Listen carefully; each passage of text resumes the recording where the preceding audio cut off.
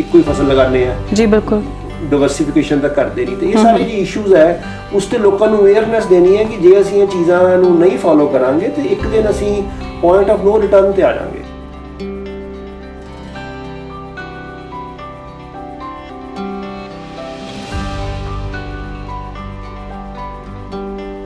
ਸਾਡੇ ਕੋਲ ਧਰਤੀ ਇੱਕੋ ਹੀ ਪਲੈਨਟ ਹੈ, ਸਾਡੇ ਕੋਲ ਇੱਕੋ ਹੀ ਪੰਜਾਬ ਹੈ, ਜੀ ਜੀ ਸਾਡੇ ਕੋਲ ਉਹੀ 5 ਦਰਿਆ ਹੈ, ਜੀ ਜੀ ਹਾਂਜੀ ਉਹੀ ਹਿਮਾਲਿਆ ਹੈ ਸਾਡੇ, ਜੀ ਜੀ ਜੀ ਤੇ ਅਸੀਂ ਜ਼ਿਆਦਾ ਉਹਨਾਂ ਛੇੜਖਾਨੀ ਕਰਾਂਗੇ ਤੇ ਬਹੁਤ ਨੁਕਸਾਨ ਹੋ ਜਾਏਗਾ ਸਭ।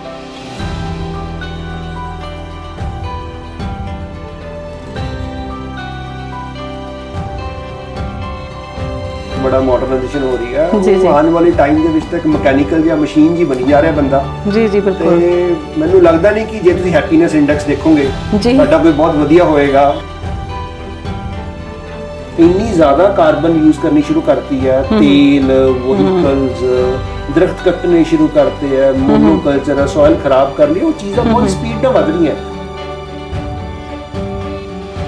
ਅਸੀਂ ਕਈ ਵਾਰੀ ਗੱਲਾਂ ਕਰਦੇ ਕਿ ਪਬਲਿਕ ਨੂੰ ਸੇਵ, ਨੋ ਡਾਊਟ ਪਬਲਿਕ ਨੂੰ ਪਾਣੀ ਬਚਾਉਣਾ ਚਾਹੀਦਾ ਹੈ, ਜੀ ਜੀ। ਪਬਲਿਕ ਪਾਣੀ ਤਾਂ ਖਰਾਬ ਕਰਦੀ ਹੈ ਕਿਉਂਕਿ ਪਾਣੀ ਫ੍ਰੀ ਮਿਲਦਾ ਉਹਨੂੰ।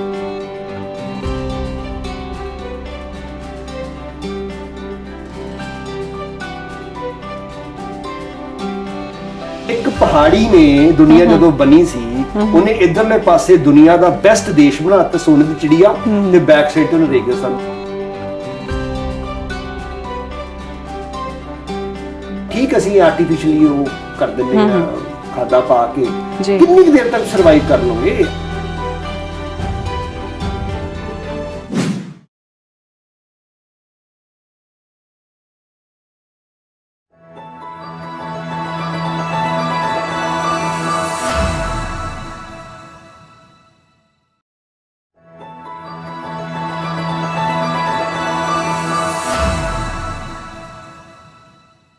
ਪੰਜਾਬੀ ਨੈਸ਼ਨਲ ਟੀਵੀ ਦੇਖ ਰਹੇ तमाम ਦਰਸ਼ਕਾਂ ਦਾ ਮੈਂ ਨੀਤਾ ਸਵਾਗਤ ਕਰਦੀ ਹਾਂ ਜੀ। ਦੋਸਤੋ, ਵਾਤਾਵਰਣ ਆਪਾਂ ਗੱਲ ਕਰਦੇ ਹਾਂ ਕਿ ਬਹੁਤ ਜ਼ਿਆਦਾ ਅਸੀਂ ਡਿਵੈਲਪਮੈਂਟ ਕਰ ਰਹੇ ਹਾਂ, ਬਹੁਤ ਜ਼ਿਆਦਾ ਅਰਬਨਾਈਜੇਸ਼ਨ ਹੋ ਰਹੀ ਹੈ, ਪਰ ਅਸੀਂ ਤੇ ਸਾਡੀਆਂ ਸਰਕਾਰਾਂ, ਪੂਰਾ ਦੇਸ਼ ਇਸ ਦੀ ਤਬਾਹੀ ਵਿੱਚ ਪੂਰਾ ਆਪਣਾ ਸਹਿਯੋਗ ਦੇ ਰਹੇ ਹਾਂ ਤੇ ਕਹਿਣ ਨੂੰ ਅਸੀਂ ਬਹੁਤ ਤਰੱਕੀ ਵੱਲ ਵਧ ਰਹੇ ਹਾਂ। ਪਰ ਅੱਜ ਅਸੀਂ ਗੱਲਬਾਤ ਕਰਨ ਲਈ ਜਿਨ੍ਹਾਂ ਸ਼ਖਸੀਅਤ ਨੂੰ ਆਪਣੇ ਇੱਥੇ ਸੱਦਾ ਦਿੱਤਾ ਹੈ, ਜਿਨ੍ਹਾਂ ਨਾਲ ਅਸੀਂ ਅੱਜ ਗੱਲਬਾਤ ਕਰਨੀ ਹੈ, ਅਸੀਂ ਉਹਨਾਂ ਤੋਂ ਜਾਣਾਂਗੇ ਕਿ ਅਸੀਂ ਸਾਰੀ ਦੀ ਸਾਰੀ ਜਨਤਾ ਇਹਦੀ ਤਬਾਹੀ ਵਿੱਚ, ਚਾਹੇ ਆਬੋ ਹਵਾ ਹੈ, ਚਾਹੇ ਪਾਣੀ ਦੀ ਗੱਲ ਹੈ, ਚਾਹੇ ਮਿੱਟੀ ਦੀ ਗੱਲ ਹੈ, ਅਸੀਂ ਕਿਵੇਂ ਰੋਲ ਪਲੇ ਕਰ ਰਹੇ ਹਾਂ ਸਾਰੇ ਦੇ ਸਾਰੇ ਜਣੇ ਇਸ ਦੀ ਤਬਾਹੀ ਵਿੱਚ। ਤੇ ਆਓ ਜੀ ਸਵਾਗਤ ਕਰਦੇ ਹਾਂ। ਅਸੀਂ ਅੱਜ ਆਪਣੇ ਸਟੂਡੀਓ ਵਿੱਚ ਗੱਲਬਾਤ ਕਰਾਂਗੇ ਜੀ ਮਨਪ੍ਰੀਤ ਸਿੰਘ ਭੱਟੀ, ਜਿਹੜੇ ਕਿ ਬੋਟੈਨੀਕਲ ਤੇ ਐਨਵਾਇਰਨਮੈਂਟਲ ਸਾਇੰਸ GNDU ਅੰਮ੍ਰਿਤਸਰ ਵਿੱਚ ਪ੍ਰੋਫੈਸਰ ਨੇ।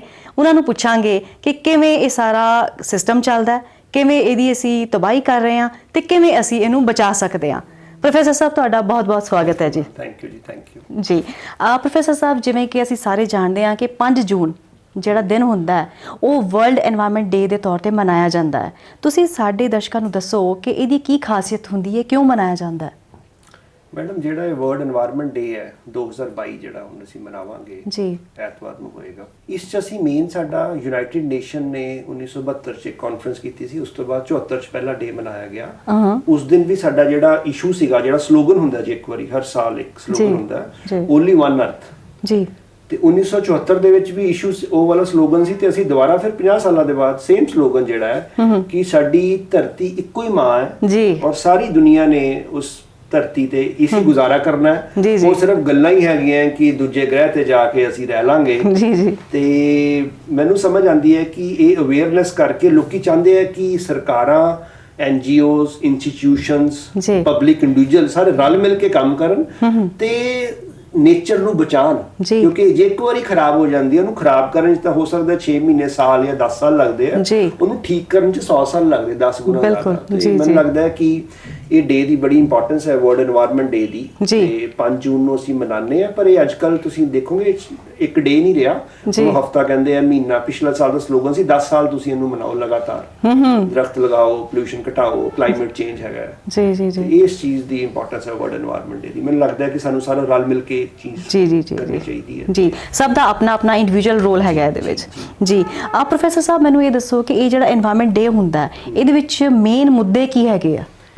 এਨवायरमेंट ਡੇ ਦੇ ਮੈਡਮ ਜਿਵੇਂ ਅੱਜ ਦੇਖੋ ਹੁਣ ਕਹਿ ਰਹੇ 3 ਤਰ੍ਹਾਂ ਦੀ ਪ੍ਰੋਬਲਮ ਆ ਰਹੀ ਹੈ ਇਕੱਠੀ ਜਿਹੜੀ ਉਹ ਕਹਿੰਦੇ ਆ 3 ਟਰਾਈ ਵਾਲੀ ਟਰਾਈ ਚ ਕਲਾਈਮੇਟ ਚੇਂਜ ਦਾ ਮੇਜਰ ਇਸ਼ੂ ਹੈ ਜੀ ਦੂਸਰੇ ਪਾਸੇ ਸਾਡਾ ਪੋਲੂਸ਼ਨ ਇਸ਼ੂ ਹੈ ਪੋਲੂਸ਼ਨ ਸਾਰਾ ਕੁਝ ਹਵਾ ਪਾਣੀ ਮਿੱਟੀ ਦਾ ਪੋਲੂਸ਼ਨ ਨੋਇਸ ਪੋਲੂਸ਼ਨ ਸਾਰੇ ਆ ਜਾਂਦੇ ਆ ਔਰ ਤੀਸਰੇ ਪਾਸੇ ਹੈਗਾ ਬਾਇਓਡਾਇਵਰਸਿਟੀ ਲਾਸ ਜਿਹੜੇ ਦਰਖਤ ਵਗੈਰਾ ਜਿਹੜੇ ਹੈਗੇ ਆ ਉਹ ਘਟ ਰਹੇ ਆ ਜਾਂ ਜਾਨਵਰ ਜਿਹੜੀਆਂ ਸਪੀਸ਼ੀਜ਼ ਹੈਗੀਆਂ ਆਪਣੇ ਕੋਲੇ ਦੁਨੀਆ ਦੀਆਂ ਚਾਹੇ ਫਲੋਰਾ ਜਾਂ ਫੌਨਾ ਉਹ ਘਟਦੀਆਂ ਜਾ ਰਹੀਆਂ ਤੁਸੀਂ ਰੋਜ਼ ਦੇਖੋਗੇ ਇੰਨੀ ਖਤਮ ਹੋ ਰਹੀ ਹੈ ਐਕਸਟੈਂਸ਼ਨ ਹੋ ਰਹੀ ਹੈ ਉਹਨਾਂ ਦੀ ਜੀ ਬਿਲਕੁਲ ਤੇ ਉਹਨਾਂ ਨੂੰ ਕਿਵੇਂ ਅਸੀਂ ਬਚਾ ਸਕਦੇ ਆ ਤੇ ਜਿਹੜੀ ਚੀਜ਼ ਅਸੀਂ ਬਾਇਓਡਾਇਵਰਸਿਟੀ ਅਸੀਂ ਮੋਨੋਕਲਚਰ ਤੁਹਾਨੂੰ ਪਤਾ ਅੱਜਕੱਲ ਇੱਕੋ ਹੀ ਫਸਲ ਲਗਾਉਂਦੇ ਆ ਜੀ ਬਿਲਕੁਲ ਡਾਈਵਰਸਿਫਿਕੇਸ਼ਨ ਤਾਂ ਕਰਦੇ ਨਹੀਂ ਤੇ ਇਹ ਸਾਰੇ ਜੀ ਇਸ਼ੂਜ਼ ਹੈ ਉਸ ਤੇ ਲੋਕਾਂ ਨੂੰ ਅਵੇਅਰਨੈਸ ਦੇਣੀ ਹੈ ਕਿ ਜੇ ਅਸੀਂ ਇਹ ਚੀਜ਼ਾਂ ਨੂੰ ਨਹੀਂ ਫੋਲੋ ਕਰਾਂਗੇ ਤੇ ਇੱਕ ਦਿਨ ਅਸੀਂ ਪੁਆਇੰਟ ਆਫ ਨੋ ਰਿਟਰਨ ਤੇ ਆ ਜਾਵਾਂਗੇ ਉਸ ਦਿਨ ਫਿਰ ਉਹ ਚੀਜ਼ਾਂ ਠੀਕ ਨਹੀਂ ਹੋ ਸਕਦੀਆਂ ਤੇ ਮੈਨੂੰ ਲੱਗਦਾ ਕਿ ਅਵੇਅਰਨੈਸ ਜਿਹੜਾ ਵਰਲਡ এনवायरमेंट ਡੇ ਹੈ ਸਟਾਕਹੋਮ ਜੋ ਸ਼ੁਰੂ ਕੀਤਾ ਗਿਆ ਸੀ 1972 ਦੀ ਕਾਨਫਰੰਸ ਤੋਂ 74 ਤੋਂ ਅਸੀਂ ਮਨਾਉਂਦੇ ਆ ਰਹੇ ਹਾਂ ਤੇ 50 ਸਾਲਾਂ ਬਾਅਦ ਸੇਮ ਸਲੋਗਨ ਉਹਨਾਂ ਨੇ ਦੇਖੋ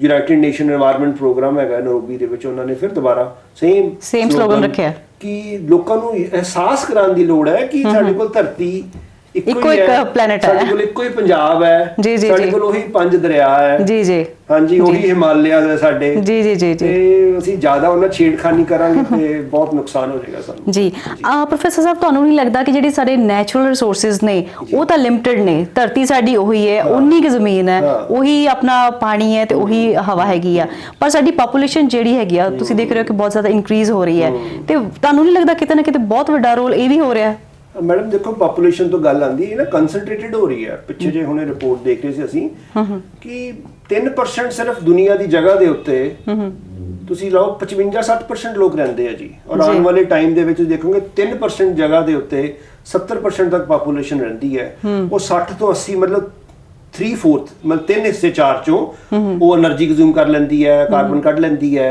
ਤੇ ਮੈਨੂੰ ਲੱਗਦਾ ਕਿ ਜਿਹੜੀ ਅਰਬਨਾਈਜੇਸ਼ਨ ਜਿਹਨੂੰ ਅਸੀਂ ਬੜਾ ਵਧੀਆ ਕਹਿੰਦੇ ਆ ਕਿ ਬੜਾ ਮਾਡਰਨਾਈਜੇਸ਼ਨ ਹੋ ਰਹੀ ਹੈ ਉਹ ਆਉਣ ਵਾਲੇ ਟਾਈਮ ਦੇ ਵਿੱਚ ਤੱਕ ਮਕੈਨੀਕਲ ਜਾਂ ਮਸ਼ੀਨ ਜੀ ਬਣੀ ਜਾ ਰਿਹਾ ਬੰਦਾ ਜੀ ਬਿਲਕੁਲ ਤੇ ਮੈਨੂੰ ਲੱਗਦਾ ਨਹੀਂ ਕਿ ਜੇ ਤੁਸੀਂ ਹੈਪੀਨੈਸ ਇੰਡੈਕਸ ਦੇਖੋਗੇ ਸਾਡਾ ਕੋਈ ਬਹੁਤ ਵਧੀਆ ਹੋਏਗਾ ਉਹ ਜਿਹੜੇ ਕੰਟਰੀ ਸਾਫ਼ ਹੈਗੇ ਆ ਨਾਰਵੇ ਸਵੀਡਨ ਵਗੈਰਾ ਉੱਥੇ ਜ਼ਿਆਦਾ ਵਧੀਆ ਹੁੰਦੇ ਆ ਔਰ ਮੈਨੂੰ ਲੱਗਦਾ ਵੀ ਹੈ ਕਿ ਉਹ ਨੇਚਰ ਦੇ ਜ਼ਿਆਦਾ ਕਲੋਜ਼ ਵੀ ਹੈਗੇ ਆ ਅਸੀਂ ਅਰਬਨ ਸ਼ਹਿਰ ਦੇ ਵਿੱਚ ਕਿਉਂਕਿ ਹੋ ਸਕਦਾ EMPLOYABILITY ਇਦਾਂ ਦੀ ਚੀਜ਼ਾਂ ਹੈਗੀਆਂ ਜੀ ਤੇ ਇਸ ਤਰ੍ਹਾਂ ਦੇ ਇਸ਼ੂਜ਼ ਹੈਗੇ ਆ ਜੀ ਪ੍ਰੋਫੈਸਰ ਸਾਹਿਬ ਤੁਸੀਂ ਗੱਲ ਕੀਤੀ ਹੈ ਕਲਾਈਮੇਟ ਚੇਂਜ ਦੀ ਤੁਸੀਂ ਇਹਨੂੰ ਕਿੱਦਾਂ ਸਪੈਸੀਫਾਈ ਕਰੋਗੇ ਕਿ ਕਲਾਈਮੇਟ ਚੇਂਜ ਹੋ ਰਹੀ ਹੈ ਜਿਹੜਾ ਕਿ ਇਹਦਾ ਖਾਸ ਮੁੱਦਾ ਹੈ ਕਲਾਈਮੇਟ ਚੇਂਜ ਇਸ ਤਰ੍ਹਾਂ ਹੈ ਨੀਤਾ ਜੀ ਕਿ ਲੋਕੀ ਨਾਰਮਲ ਕਹਿੰਦੇ ਜੀ ਕਿ ਟੈਂਪਰੇਚਰ ਇੰਨਾ ਵੱਧ ਗਿਆ ਇੱਕ ਬੜੀ ਫਿਗਰ ਹੈਗੀ ਜੀ 1.5 ਡਿਗਰੀ ਇਨਕਰੀਜ਼ 1.5 ਡਿਗਰੀ ਤੇ ਉਹ ਕਹਿ ਰਹੇ ਸੀ ਜੀ ਕਿ ਪਿਛਲੇ ਇੰਨੇ ਸਾਲਾਂ ਚ ਅਗਲੇ 20 ਸਾਲਾਂ ਚ 1.5 ਡਿਗਰੀ ਟੈਂਪਰੇਚਰ ਵੱਧ ਜਾਏਗਾ ਥੋੜਾ ਦੱਸਣਾ ਚਾਹੂੰਗਾ ਕਿ ਅਰਥ ਦਾ ਨਾ ਐਵਰੇਜ ਟੈਂਪਰੇਚਰ ਤੁਸੀਂ ਦੇਖੋਗੇ ਇਸ ਤਰ੍ਹਾਂ ਵੈਦਰ ਸਟੇਸ਼ਨ ਲੱਗੇ ਹੁੰਦੇ ਆ ਸਾਰੀ ਦੁਨੀਆ 'ਚ